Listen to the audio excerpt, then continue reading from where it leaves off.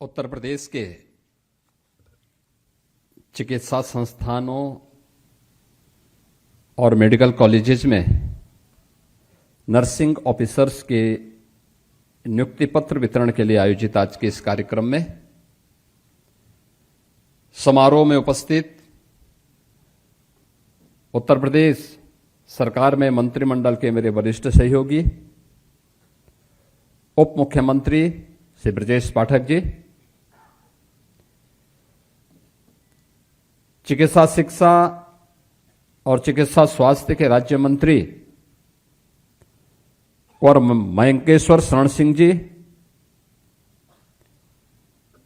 लखनऊ की महापौर श्रीमती सुषमा खड़कवाल जी, माननीय विधायक डॉक्टर नीरज बोरा जी, अपर मुख्य सचिव चिकित्सा स्वास्थ्य और चिकित्सा शिक्षा समित कुमार घोष जी, आज के इस गरिमामयी समारोह में यहां पर उपस्थित लखनऊ के हमारे चारों प्रतिष्ठित संस्थाओं के अटल बिहारी वाजपेयी मेडिकल यूनिवर्सिटी के कुलपति, SGPGI और राम मनोहर लोहिया चिकित्सा संस्थान के हमारे डायरेक्टर्स, चिकित्सा शिक्षा विभाग के हमारे सभी अधिकारीगण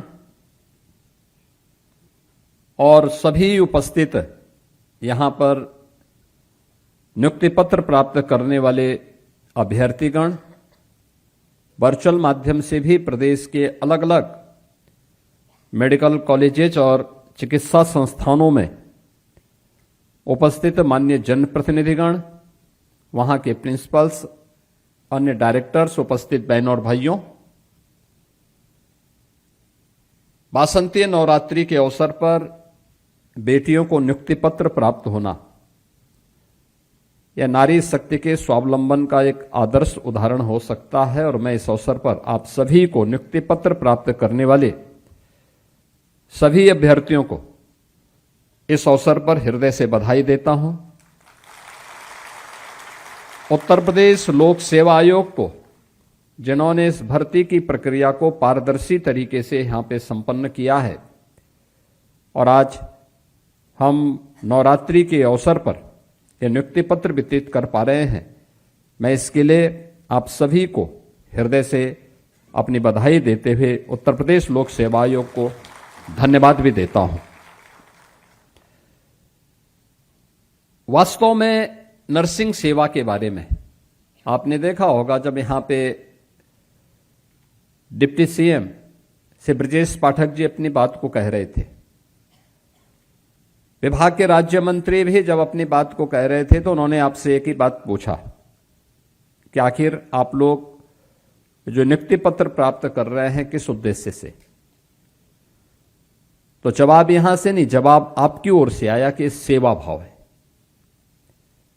यानी ये नर्सिंग का जो एक पेशा है ये सेवा का है, संवेदना का भी है और आपकी सेवा और संवेदना जब मरीज के साथ सहयोगी बनती है तो उसके परिणाम भी हम सबके सामने आते हैं और उसी सेवा के साथ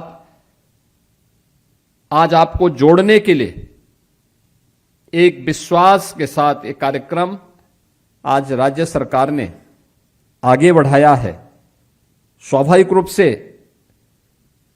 अब उस दिन दूर गए जब हम लोग ये मानते थे कि मेडिकल कॉलेजेस खोल के क्या होगा, नर्सिंग कॉलेजेस खोल के क्या होगा। और मैं आज के दिन पर इस बात को मानता हूं कि मेडिकल की पढ़ाई महंगी हो सकती है निजी क्षेत्र में, लेकिन नर्सिंग एक ऐसा क्षेत्र है जिस क्षेत्र में,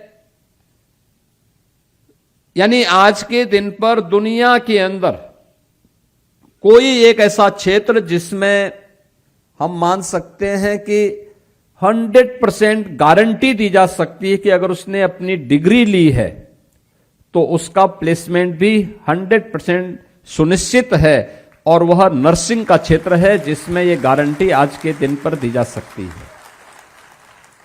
और ये मांग केवल यहीं पे नहीं हो रही है, आज नर्सिंग प्रोफेशनल्स की मांग केवल भारत में नहीं है, भारत के नर्सिंग प्रोफेशनल्स की मांग दुनिया भर में है, दुनिया भर में। अभी मैं हाल ही में जापान गया था, भारी पैमाने पे वे डिमांड कर रहे हैं, जर्मनी में डिमांड कर रहे हैं, कोरिया में डिमांड कर रहे हैं। आप यूरोप के तमाम देशों में जाएंगे, वहां पर भारत के नर्सिंग प्रोफेशनल्स के बारे में लोगों के मन में एक भाव है कि हां वे आएंगे, अच्छा कार्य करेंगे। और उस भाव के साथ आज आपको जोड़ने के लिए कि उत्तर प्रदेश के अंदर हम अपने मेडिकल कॉलेजेस में, अपने चिकित्सा संस्थानों में नर्सिंग केयर की बेहतरीन सुविधा उपलब्ध करा सकें, आज इसलिए सरकार आपको यहां पर अपनी सेवाओं के साथ जोड़ रही है। और चिकित्सा शिक्षा विभाग आज आपको यह नियुक्ति पत्र यहां पे उपलब्ध करवाने का कार्य कर रहा है कि लोक सेवा आयोग से आप लोगों का चयन हुआ है, और अब चिकित्सा शिक्षा विभाग के माध्यम से आप लोगों को इस कार्यक्रम के साथ आगे बढ़ने का काम करना है। 2017 के बारे में उप मुख्यमंत्री श्री ब्रजेश पाठक जी ने आपके सामने पहले भी बताया क्या स्थितियां थी। 17 के पहले प्रदेश के अंदर बदहाली स्थितियां थी।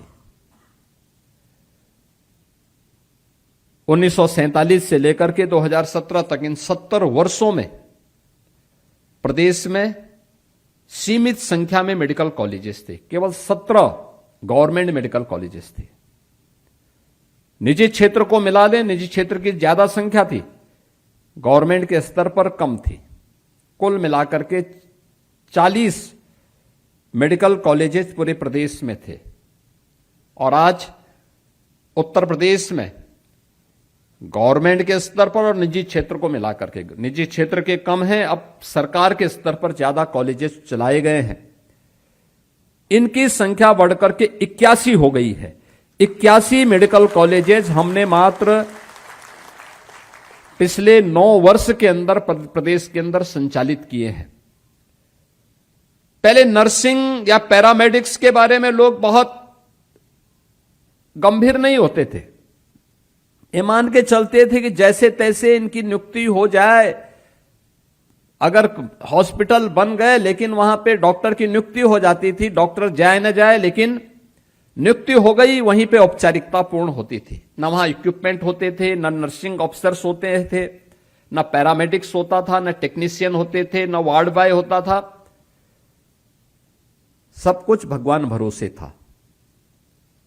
स्वास्थ्य की सुविधा भी भगवान भरोसे थी। लोग मरते थे उस अज्ञात बीमारी दिखा करके, उन्हें ऐसे ही जैसे तैसे छोड़ दिया जाता था। लेकिन हम लोगों ने इस बात को देखा कि कैसे इन सेवाओं को आगे बढ़ाने का परिणाम किस रूप में आगे बढ़ा। इस स्वास्थ्य की सुविधा लखनऊ में KGMU, RML या SGPGI पहले से काम कर रहा था। लेकिन मुझे गत वर्ष नेशनल मेडिकोच के एक कार्यक्रम, मेडिकोच ऑर्गेनाइजेशन के कार्यक्रम में हमें एक जाने का अवसर मिला था। हमारे बाबू कल्याण सिंह कैंसर इंस्टीट्यूट के जो डायरेक्टर हैं, जो KGMU के पूर्व VC रहे हैं, डॉक्टर भट्ट, वे उस कार्यक्रम को कुछ संगठनों के साथ मिलकर के संचालित करते हैं। और जब मैंने उनके कार्यक्रम के बारे में पूरा डाटा देखा कि जिन 7 जनपदों में उनकी यात्रा गई थी, उन 7-8 जनपदों के जो डाटा सामने आए थे, भारत नेपाल के सीमावर्ती क्षेत्रों में लाखों की संख्या में मरीजों के बारे में, उपचार की व्यवस्था, और वहां पर वॉलंटरी देश भर से और प्रदेश भर के डॉक्टर जाकर के उस पूरी यात्रा में सहभागी बनकर के मेडिकल शिविर का आयोजन करते हैं, स्वास्थ्य मेला का आयोजन करते हैं, अवेयरनेस के कार्यक्रम वहां संचालित करते हैं। और वे डाटा उस समय हमें बताते थे कि वास्तव में स्वास्थ्य की सेवा उन क्षेत्रों में आवश्यक है जिन क्षेत्रों में अब तक कोई नहीं पहुंचा है। और आज ये यात्रा ही नहीं, अब वहां हमारे मेडिकल कॉलेजेस भी पहुंच रहे हैं। मेडिकल कॉलेजेस के माध्यम से नर्सिंग कॉलेजेस भी अब वहां पे हमारे पहुंच रहे हैं। जितने नर्सिंग कॉलेजेस, मुझे याद है गोरखपुर में एक नर्सिंग स्कूल चलता था पहले, उत्तर प्रदेश स्वास्थ्य विभाग का।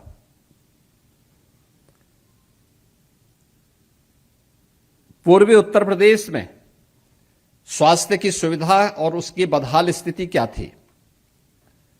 हजारों मौतें होती थी, कोई पूछता नहीं था। इंसेफ्लाइटिस से मौत होती थी, डेंगू से मौतें होती थी, अन्य तमाम प्रकार के बीमारियों से मौतें वहां पर लगातार होती थी, कोई पूछने वाला नहीं था। वहां एक नर्सिंग स्कूल चलता था गोरखपुर में, जिला चिकित्सालय में। एक बार वहां की जो प्रिंसिपल थी वो अकेली थी, अकेले प्रिंसिपल भी थी और वही फैकल्टी भी थी। वहां जीएनएम और ईएनएम के कोर्सेज चलते थे। वो रिटायर हो रही थी तो वो मेरे पास आई, मैं सांसद था। उन्होंने मुझसे कहा कि मैं रिटायर हो रही हूं, अब इसके बाद क्या होगा यहां पर, क्योंकि वहां 100 बालिकाएं वहां पे अपना ट्रेनिंग ले रही हैं। मैंने वहां के सीएमओ से पूछा, मैंने कहा भी वहां की प्रिंसिपल आई थी, उन्होंने मुझे बता रही थी क्या मामला है। उन्होंने कहा मैं प्रदेश सरकार को लिखते लिखते थक गया हूं, उनके उसमें कोई भी कुछ भी पता नहीं है, वो चाहते ही नहीं कि संस्थान चले। तो मैंने कहा भी इनको जब तक कोई नई नियुक्ति होती है, आखिर उन बेटियों के साथ में, उन प्रशिक्षुओं के साथ में कौन वहां देखेगा? या तो कोई सीनियर मोस्ट, उन्होंने कहा सीनियर मोस्ट नहीं, यही सीनियर मोस्ट भी है, यही जूनियर मोस्ट भी है, अकेली हैं ये, यही फैकल्टी है, यही यहां पे प्रिंसिपल भी है, सब कुछ इन्हीं के पास है, बाकी कोई नियुक्ति नहीं हुई।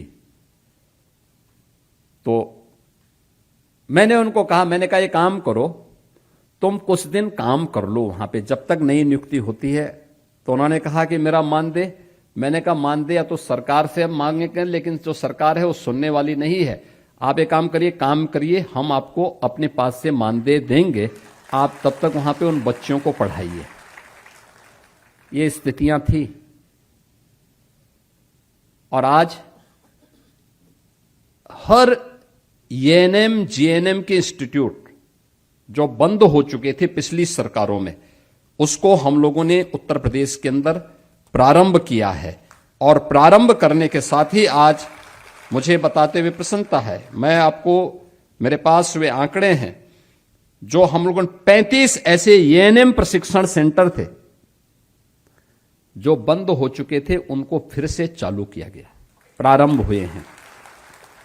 प्रदेश के अंदर 31 ऐसे नर्सिंग कॉलेजेस फिर से, यानी उनको नए सिरे से निर्माण कार्य हो रहा है। नर्सिंग कॉलेजेस, मेडिकल कॉलेज है तो मेडिकल कॉलेज के साथ नर्सिंग का भी, जितना महत्व मेडिकल कॉलेज का है उतना ही महत्व नर्सिंग कॉलेजेस का भी है, और उतना ही महत्व पैरामेडिक्स के इंस्टीट्यूट का भी है। एक साथ चलेंगे क्योंकि ये बैकबोन है पूरी सिस्टम का। अगर एक डॉक्टर उस सिस्टम का हेड है तो उसका बैकबोन के रूप में कोई काम करता है, तो नर्सिंग स्टाफ काम करता है, और उस नर्सिंग को उस बैकबोन के रूप में हमें आगे बढ़ाना पड़ेगा। और वह कार्य प्रदेश के अंदर आज सामने आई है, और इसी का परिणाम है कि जब प्रदेश के अंदर ये डबल इंजन की सरकार आई तो उसने हेल्थ केयर को भी प्रायोरिटी के आधार पर आगे लिया। आज उसी का परिणाम में ट्रांसफॉर्मेशन के रूप में हम सबको हर एक फील्ड में देखने को मिल रहा है। रिजल्ट बताता है क्या परिणाम है। मातृ मृत्यु दर एमएमआर या शिशु मृत्यु दर आईएमआर में जो भारी अंतर देखने को मिला है, आज यूपी नेशनल एवरेज के समकक्ष खड़ा हो रहा है। नहीं तो ये अंतर लगभग हम 1/3 में थे नेशनल एवरेज के। क्योंकि कोई ये सब कुछ तो भगवान भरोसे चल रहा था, किसी को पता ही नहीं था, और उन स्थितियों में चल रही थी। आज यूपी के अंदर आप देखेंगे कि यूनिवर्सल हेल्थ कवरेज, इसमें यूपी के अंदर लगभग 9.25 करोड़ लाभार्थी इससे जुड़े हुए हैं। आभा आईडी में, डिजिटल हेल्थ कार्ड में 14 करोड़ 28 लाख इसके आभा आई कार्ड यहां पे जारी किए गए हैं। 976 सीएससी ऐसे हैं जिनमें टेली मेडिसिन की सुविधा उपलब्ध करवाई गई है, टेली कंसल्टेशन की सुविधा वहां पर उपलब्ध करवाई गई है। और यूडीएसपी प्लेटफॉर्म पर रियल टाइम डिजीज ट्रैकिंग का काम प्रदेश के अंदर हो रहा है। और साथ साथ प्रदेश के अंदर मेडिकल कॉलेजेस के बारे में मैंने कहा कि अब वह मानसिकता दूर हुई जब पैरेलल माफिया की समानांतर सरकार चलती थी। हर जिले में एक माफिया, हर विभाग का भी एक माफिया होता था। वो माफिया जो तय करता था उस ढंग से वो विभाग संचालित होता था। अब माफिया नहीं, बल्कि प्रदेश के अंदर हम लोगों ने 1 डिस्ट्रिक्ट 1 मेडिकल कॉलेज की तरफ हम बढ़े हैं। और हर जिले में एक मेडिकल कॉलेज बना है, हर जिले में एक नर्सिंग कॉलेज बना है। उस दिशा में आज प्रदेश सरकार आगे बढ़ी है। प्रदेश के मेडिकल कॉलेजेस को हम एक छत के नीचे ला सकें, वह सहारनपुर का हो या आजमगढ़ का, वह चंदौली का मेडिकल कॉलेज हो या बिजनौर का,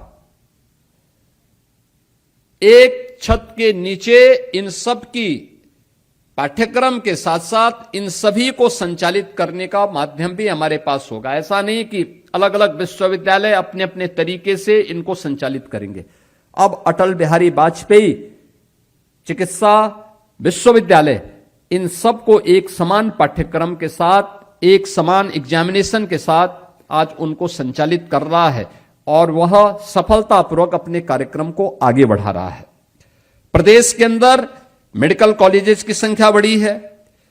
गोरखपुर में और रायबरेली में एम्स अच्छे ढंग से संचालित हो चुका है। पीपीपी मोड पर भी हमने कुछ मेडिकल कॉलेज संचालित किए हैं जो सफलतापूर्वक आगे बढ़े हैं। महाराजगंज में, संभल में, शामली में यह केवल पीपीपी मोड, ये पब्लिक प्राइवेट पार्टनरशिप नहीं, बल्कि अब ये पब्लिक ट्रस्ट पार्टनरशिप बना है। यानी ये जनता का विश्वास सरकार पर है, इसलिए पब्लिक भी अब इसमें इन्वेस्टमेंट करना चाहती है कि हेल्थ सेक्टर में जो ट्रांसफॉर्मेशन हो रहा है या प्रत्येक सेक्टर में जो ट्रांसफॉर्मेशन है, उस ट्रांसफॉर्मेशन का लाभ हमें इन क्षेत्रों में देखने को मिलेगा। नर्सिंग में 7,000 सीट और पैरामेडिकल में 2,000 सीट की वृद्धि यहां उत्तर प्रदेश के अंदर हुई है। प्रदेश में जो यूजी, जो एमबीबीएस की सीट्स थी, ये पहले 5,390 थी, अब बढ़ करके 12,700